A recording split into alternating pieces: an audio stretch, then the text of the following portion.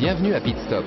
Dans cet épisode, une marque sans doute plus synonyme de voiture de sport rapide et aérodynamique que de course, Aston Martin. Aston Martin incarne le style, l'exclusivité et la puissance. Mais la marque est surtout connue comme le véhicule préféré du super espion 007 de Ian Fleming, Bond, James Bond.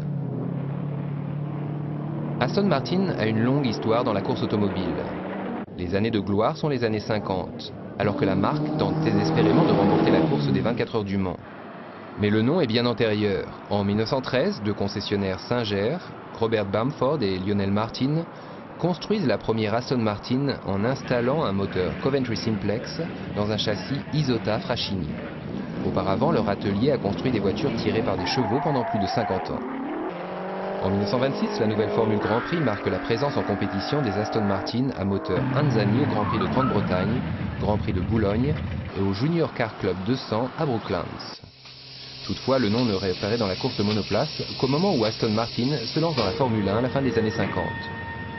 Tout au long de son histoire, l'entreprise a dû lutter contre des forces supérieures, en proie au problème bien connu des coûts de fabrication élevés, assortis de volumes de production limités.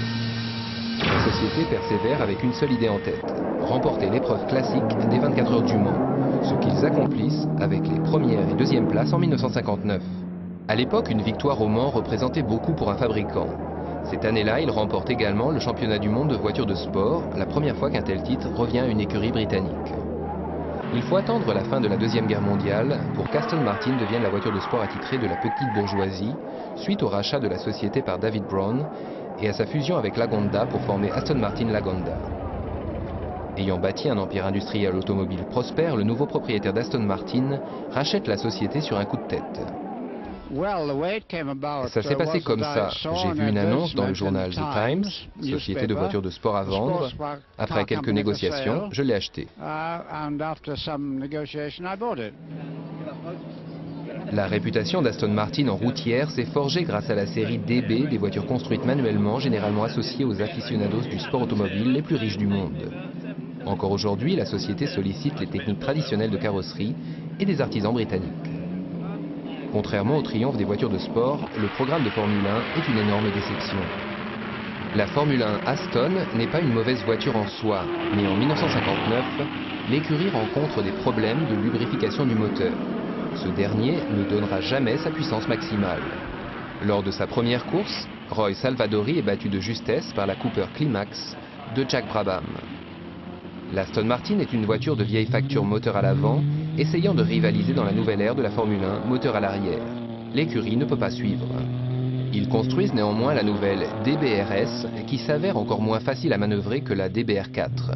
Ainsi, après le Grand Prix de Grande-Bretagne de 1960, David Brown accepte de retirer l'écurie de la course. Cependant, le nom d'Aston Martin n'est jamais loin du podium. En 1960, Roy Salvadori partage une DDR1 avec le prometteur pilote écossais de voitures de sport Jim Clark en tant qu'écurie personnelle et non représentant de l'entreprise.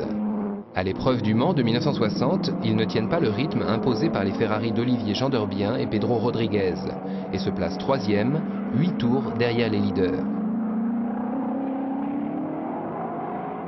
Le tableau n'est pas meilleur du côté des ventes. La DB4 a connu une entrée perturbée en raison d'une grève dure en usine qui retarde la production. Dans les années 60, Aston Martin oriente ses efforts vers la course GT, rivalisant avec les Jaguar Type E et les Ferrari GTO dans la course de voitures de sport à travers l'Europe. Les 1 VEV et 2 VEV sont les plus célèbres des 19 DB4 GT construites par Zagato. Elles sont conservées dans l'usine et pilotées par Jim Clark, Roy Salvadori et Ines Ireland. Tandis que l'entreprise fait courir, David Brown demande qu'on ne compense pas plus que les déficits. Les profits en termes d'image de marque pour le groupe David Brown en valent la chandelle, estime-t-on. Avec la fin des courses, tout ceci change. La vie chez Aston Martin devient plus sombre. Et inéluctablement, les années 90 voient Aston Martin tomber sous la bannière Ford, aujourd'hui un compagnon de route de son ancien rival Jaguar. Aston Martin fabrique toujours des voitures de sport puissantes et luxueuses et conserve une place importante dans l'histoire de la course automobile. Rendez-vous prochainement pour une autre histoire du sport automobile dans Pit Stop.